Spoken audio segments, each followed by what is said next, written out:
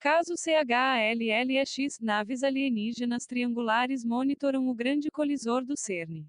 6 de abril de 2020. Costumo visitar sites franceses de ufologia, falo francês, onde encontro excelentes matérias, e me deparei com uma excelente matéria sobre o avistamento por um casal e mais uma outra testemunha que estavam na mesma estrada, de uma enorme nave triangular.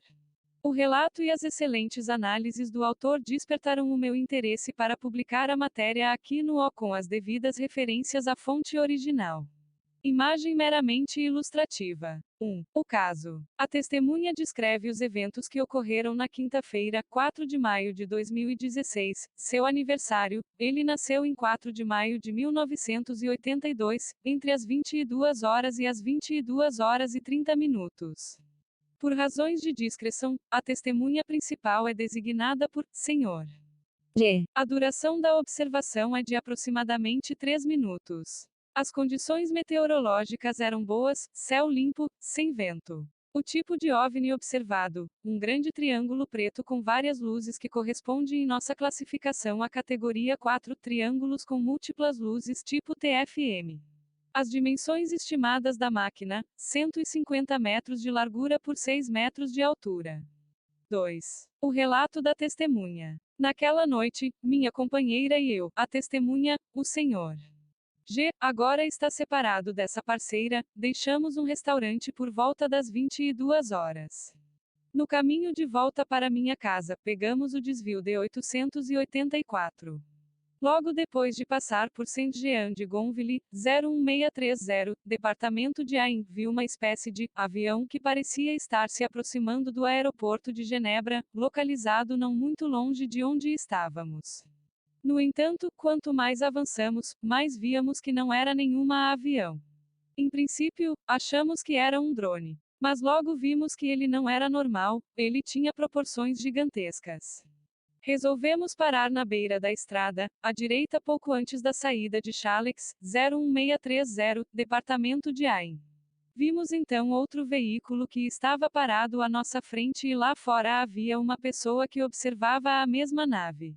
Ela estava agora em posição estacionária, acima da floresta à nossa esquerda. Percebemos então que não era um avião, nem um drone, mas um tipo de nave triangular que possuía dimensões impressionantes. Ela estava imóvel. Estava voando em altitude muito baixa, a poucos metros acima das árvores da floresta que faz fronteira com a rodovia D884. Não conseguimos ouvir nenhum som vindo da nave. Na minha opinião, era feita de um material que parecia metal. Sua superfície era sólida. Foi magnífico. Eu conseguia distinguir nas bordas do triângulo, ou seja, a espessura que era de pelo menos 6 metros, formas estranhas, mas muito bonitas que não pareciam nada com o que eu já tinha visto. O enorme OVNI triangular tinha cerca de 150 metros de comprimento e uma espessura de pelo menos 6 metros. Sua altura era igual à das árvores. Havia pequenas luzes azuis e vermelhas nas extremidades de cada canto. Não ouvi nenhum som de motor ou turbina. As árvores não se mexeram. Confirmo que não havia barulho, silêncio total. Depois de observar a aeronave por um longo tempo, ela se moveu lentamente em direção ao aeroporto de Genebra até desaparecer completamente de nossa vista.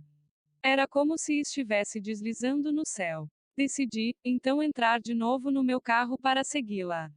Eu queria vê-la novamente e peguei a saída de Challex. Percorri a estrada ao longo da floresta e fui na direção para onde o OVNI tinha seguido.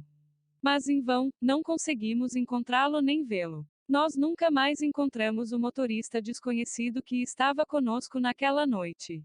Lembro que ele estava sozinho, fora do carro e assistindo extasiado o OVNI.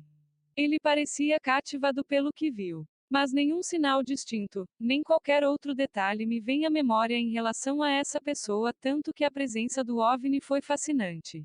Já se passaram quase 3 anos desde esse avistamento, mas lembro-me de muitos detalhes que considero importantes apontar e comunicar a você. É importante notar que a testemunha descreveu a superfície do OVNI triangular dizendo que se assemelhava em parte à superfície de um meteorito. Portanto, tinha um aspecto mineral. É um material que a testemunha conhece bem, já que o usa em seu ofício, ele trabalha para um joalheiro. Essa superfície era, portanto, segundo ele, metálica e mineral. Era uma espécie de mistura dos dois. Segundo o Sr. G, a superfície do triângulo parecia ser feita de uma mistura de metal e mineral do tipo meteorítico. Era uma superfície preta e irregular. 3. Análise do caso. Se tivéssemos que elaborar uma espécie de retrato falado da nave observada por nossa testemunha, teríamos que insistir primeiro em seu desempenho de voo, que é excepcional. Se considerarmos as dimensões da máquina estimada em 150 metros de comprimento por 6 metros de altura, veremos que estamos na presença de uma massa muito grande que pode ser calculada em várias centenas de toneladas aproximadamente. Essa estimativa da massa é ainda mais plausível, pois, segundo a testemunha, a máquina parecia usinada em uma peça a partir de um material que é metálico e mineral, portanto muito pesado a priori. O que coloca mais perguntas é o fato de que uma aeronave com essa massa pode permanecer em voo pairando perfeitamente, portanto, sem movimento de oscilação aleatória, por vários minutos sem emitir o menor ruído, sem exalar calor. A testemunha lembra que o triângulo estava 2 ou 3 metros acima de uma fileira de árvores e que estas não se mexiam, nenhum movimento de galhos ou folhas. Tudo estava calmo, imóvel e silencioso. Nenhuma máquina terrestre feita pelo homem é capaz de tal feito. Supõe a implementação de uma física e uma tecnologia que, no momento, são completamente incompreensíveis para nós. Outro ponto notável sobre o desempenho excepcional do voo do triângulo é retirado do relato da testemunha: a nave se afastou de nós como se estivesse deslizando no ar. Não é a primeira vez que uma testemunha faz essa observação sobre triângulos. Pela minha parte, sempre me surpreendi com o uso do verbo deslizar para dar uma explicação do que as testemunhas viram. Um avião, por exemplo, não desliza no ar, é transportado pelo ar que corre sob suas asas. A nuance é importante porque sugere a implementação de tecnologia de voo que nada tem a ver com os princípios de aerodinâmica aplicados às aeronaves. Mas o mais impressionante, sem dúvida, é o que a testemunha nos contou sobre a atmosfera que predominava no momento da observação. Não havia barulho, era um silêncio total. A testemunha lembra: estávamos em uma faixa de 2x2, sempre muito ocupada. Existem veículos que passam constantemente por lá. No entanto, durante todo o tempo da observação, não vimos nenhum veículo passando por essa estrada, a D884.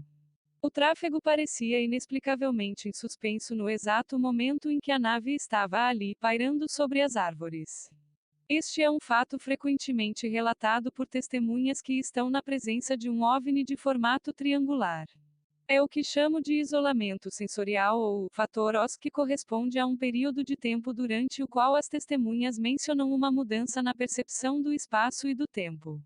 É como se de repente eles estivessem dentro de uma bolha. Se a testemunha estiver em uma rua muito movimentada no centro da cidade, por exemplo, ele não percebe mais o barulho do trânsito e até experimenta a sensação de estar sozinho. Um silêncio total se instala repentinamente durante a passagem do triângulo. Para a testemunha, é como se ele estivesse em outro lugar. Ela vê o OVNI e ainda está no mesmo ambiente, mas a atividade que havia nesse ambiente muda totalmente.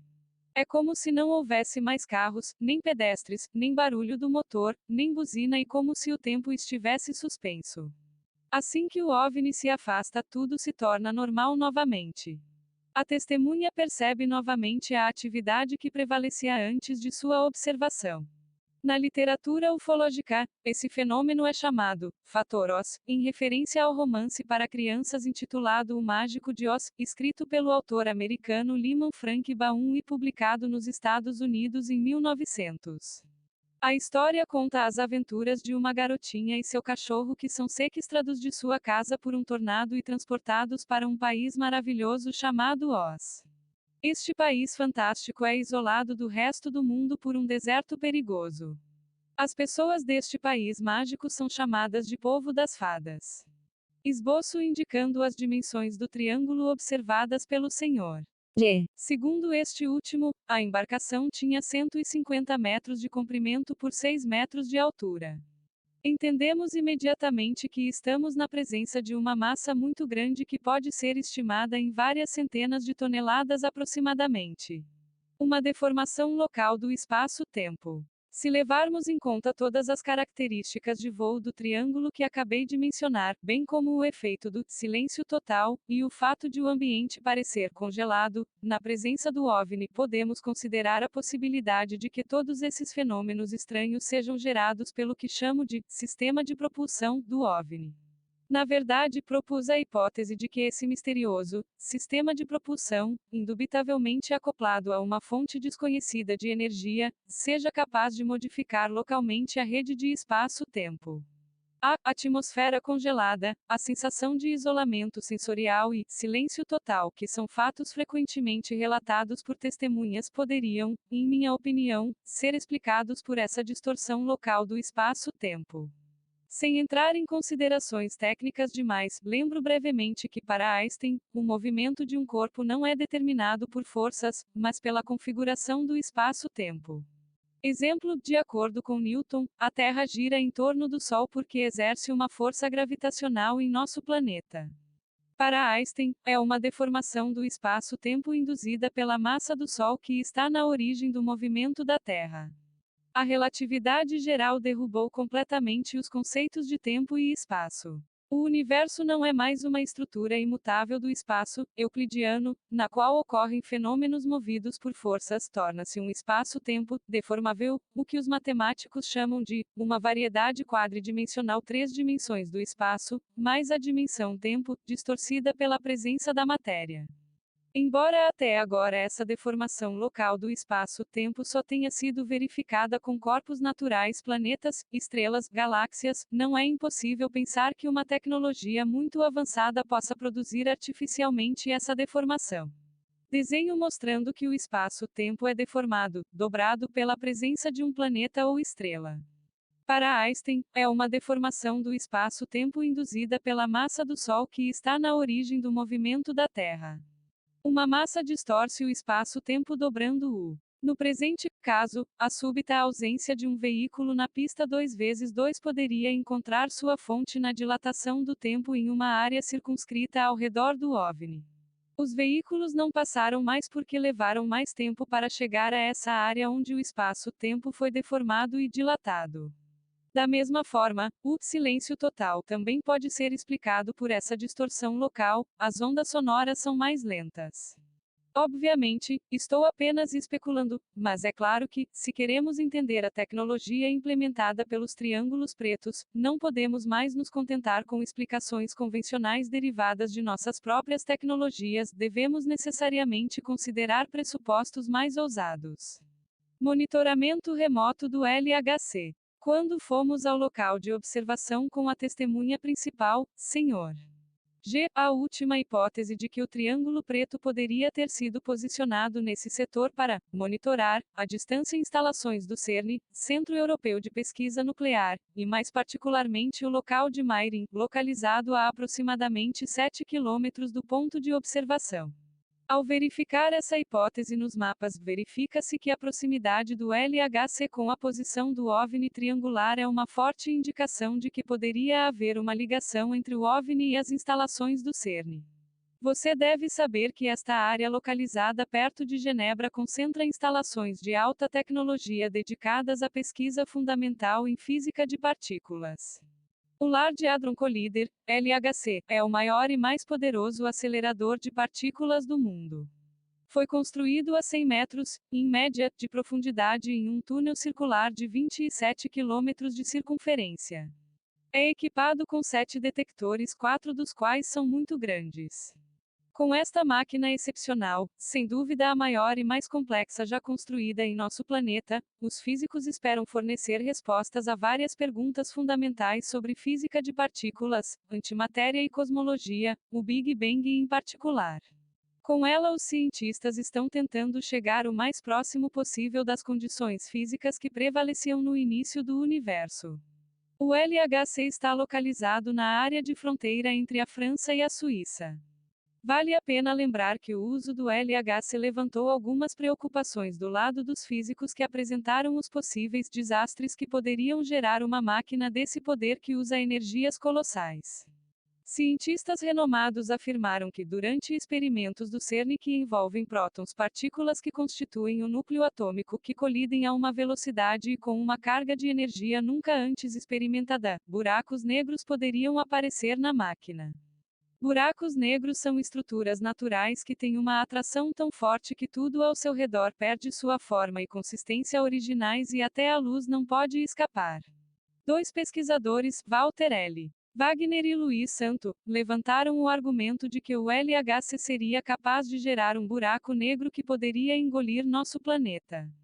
Deve-se notar também que a potência do feixe que circula no anel principal é tal 14 TeV que, se o caminho desse feixe não fosse mais controlado, poderia causar danos consideráveis. Embora o CERN tenha se pronunciado para tranquilizar todos afirmando que isso não ocorrerá, na verdade não está excluído que um acidente grave possa ocorrer cujas consequências permanecem desconhecidas no momento. De fato, não sabemos que fenômeno físico incontrolável poderia ocorrer no caso de um acidente. Sob essas condições, a observação feita por nossa testemunha é relevante. O LHC pode estar sujeito a uma vigilância especial por visitantes extraterrestres. Além disso, independentemente dos perigos associados à operação do LHC, esse centro de excelência em tecnologia e pesquisa básica só pode despertar o interesse de visitantes em potencial de fora do planeta. O CERN reúne 7.000 cientistas de 80 países. É uma verdadeira torre de Babel, da massa cinzenta da Terra, totalmente mobilizada em torno do LHC. É um modelo de cooperação internacional que reúne os melhores pesquisadores no intuito de fazer avançar nosso conhecimento no infinitamente grande e no infinitamente pequeno.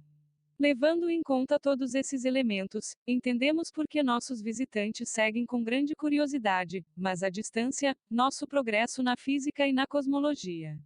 O LHC é o maior e mais poderoso acelerador de partículas do mundo. Foi construído a cerca de 100 metros de profundidade em um túnel circular de 27 quilômetros de circunferência. Localizado na área de fronteira entre a França e a Suíça, é considerado a capital da física de partículas no mundo. Para os leitores que desejam obter mais informações sobre os triângulos pretos, aconselho-os a ler meu último livro intitulado Os Triângulos da Noite. Investigação de um fenômeno perturbador, editora, Letam Present 13 de novembro de 2018. Observação: a obra só está disponível em francês. A leitura desse excelente artigo nos coloca face a face com um caso onde parece efetivamente haver uma conexão entre o local do avistamento da nave triangular e a sua presença, o LHC. Como centro de excelência da física mundial, este local é onde se desenvolvem as tecnologias mais avançadas que temos ou poderemos ter no âmbito da manipulação da matéria e da energia a partir do conhecimento das estruturas atômicas e mais além. O que na física recente se denomina de microuniverso, a concepção básica é que o átomo ou as partículas não são o fim do caminho, existem estruturas ainda menores que constituem os fios, por assim dizer, do tecido do espaço-tempo. É nesse caminho que a física quântica e as teorias sobre os múltiplos universos, multiverso, e a teoria das cordas transitam. Acredita-se que esta possa ser a chave para compreender possibilidades inimagináveis como viajar entre as dimensões ou ir a outros pontos do universo instantaneamente. Curiosamente, em um outro caso que sempre comento aqui, envolvendo o agricultor francês Robert L. pseudônimo, que fez seu relato apenas nos anos 90 a dois ufólogos franceses, os aliens que o abduziram em 1969 tipos nórdicos pediram que ele somente contasse sua história vários anos depois para sua própria segurança. Ponto de interrogação parêntese que fecha ponto. Uma mulher tipo nórdica, cabelos louros, alta, olhos azuis, vestindo macacão colante, botas e cinto. Essa é a típica vestimenta dos aliens nórdicos na maioria dos relatos, e que se apresentou a ele como cientista e pesquisadora viajando pelo nosso universo. Lhe disse que também existem outros universos por onde eles transitam. Ela revelou que eles viajam entre as dimensões, e assim não existe limite de espaço-tempo. Essa informação feita ao agricultor pela cientista ali em Nórdica é interessante, pois o fenômeno analisado pelo autor da matéria que transcrevi também pressupõe uma distorção no espaço-tempo, dentro da qual quem estiver próximo também fica, e assim tudo parece diferente, não se vê ninguém ao redor. Se você estiver numa estrada perto da nave, não verá nenhum carro passando, mesmo se for uma rodovia ultramovimentada onde isso seria impossível. É como se você estivesse num desvio do espaço-tempo. Esse estranho fenômeno, aliás, também é reportado nos encontros com os famigerados homens de preto, MIBS. Em muitos casos, a testemunha, sempre alguém que viu um OVNI ou teve um contato anterior com aliens que se encontrava num local movimentado. Ao se deparar com esses indivíduos, percebe de repente que tudo ao redor mudou. Se estava numa rua ou local movimentado, não vê mais ninguém. Um dos testemunhos mais importantes nesse sentido é o do ex-magistrado de Paris, Bernard Bido, que passou a se dedicar ao estudo de abduções. Enquanto escrevia seu livro, foi visitado por dois homens de preto que, em tom de ameaça, disseram para ele parar seu trabalho. De repente, sem saber como, ele não estava mais no escritório, mas em seu carro, numa rua movimentada, ou que deveria ser pois pela hora era quase meio-dia, mas, inexplicavelmente, não havia viva alma, nem pessoas, nem carros. Depois de avançar com um carro até o fim da rua, ao dobrar a esquina, tudo estava normal. Ele passou a ter dores de cabeça tão fortes depois do encontro com os MIBS que teve que parar a obra por vários anos até conseguir finalizar o livro. Então, parece que os MIBS também podem manipular o espaço-tempo e, como eu penso, têm ligação com os aliens. Provavelmente são enviados por eles e não são propriamente aliens, uma vez que as testemunhas relatam coisas esquisitas como seu andar cambaleante e voz metálica, tipicamente coisas robóticas, em geral, são carecas, em alguns casos têm cabelos, não têm pelos, sobrancelhas, lábios, não abrem a boca quando falam, e em vários casos disseram que tinham que ir pois sua energia estava acabando. Alguns também falam que sua pele parece artificial plástico. Aqui no MD algumas pessoas todas com experiências de encontro com aliens anteriormente, ficaram cara a cara com esses tipos e notaram esse detalhe como relataram. Talvez os MIBS sejam cyborgs usados para monitorar, observar e por vezes alertar pessoas muito envolvidas com os OVNIs e aliens a não falar demais, ou ainda para lembrar quando aparecem, e aqui outro detalhe, sempre, do nada, e também somem num piscar de olhos, o que sugere teletransporte ou entram em outra dimensão para lembrar o indivíduo que, eles, os aliens, estão de olho. Se forem biorobôs avançados dos aliens, podem não ser eles os responsáveis pela alteração no espaço-tempo ao redor, mas os próprios aliens que os comandam à distância. Nesse caso, o encontro das pessoas com os MIBS ocorre num desvio espaço-tempo criado pelos aliens, de maneira que outras pessoas ao redor não vejam o evento ou não interfiram nesse encontro planejado. Cabe salientar que circula na internet a teoria de que as naves triangulares seriam tecnologia humana secreta, a nave americana denominada TR-3B. Não acredito nessa teoria. Existe uma questão-chave aqui: naves triangulares iguais às que têm sido vistas são relatadas desde os anos 40.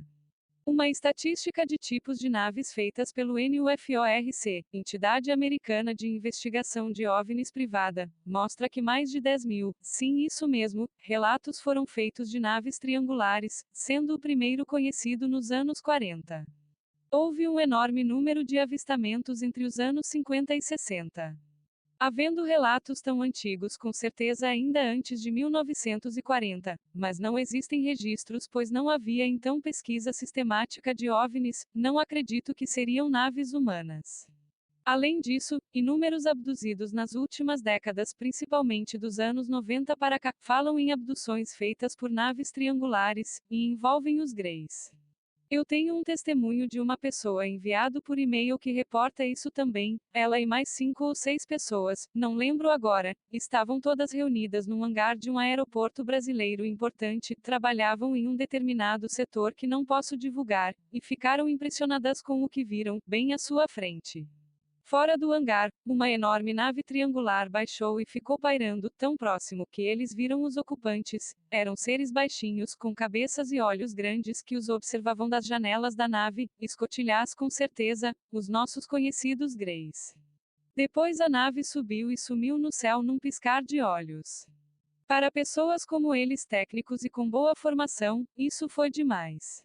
Ninguém conseguiu falar nada por vários minutos. Então alguém comentou, com certeza, não vamos falar isso para ninguém, pois iremos perder o emprego.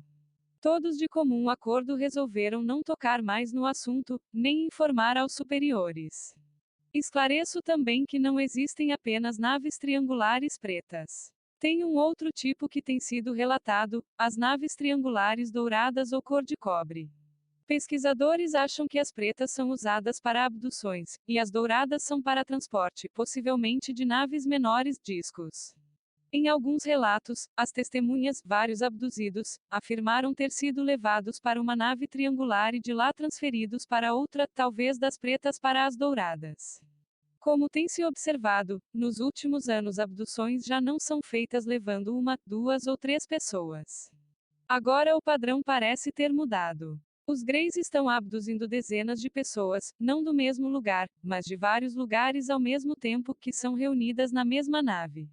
Provavelmente, se abduzem digamos 20 ou 30, ou até muito mais ao mesmo tempo, os discos não servem. Para isso, naves muito maiores, as triangulares, são as mais adequadas pelas enormes dimensões. Não se sabe por que o padrão de abduções mudou. Alguns desconfiam que os Greys estão com pressa, acelerando as abduções, daí serem muitas ao mesmo tempo, retiradas de diferentes locais e reunidas numa mesma nave quando antes se limitavam a uma, duas, três pessoas que estavam num mesmo local. Isso leva a uma intrigante questão: por que a pressa? Estará alguma catástrofe global muito próxima? É o que alguns pesquisadores têm suscitado.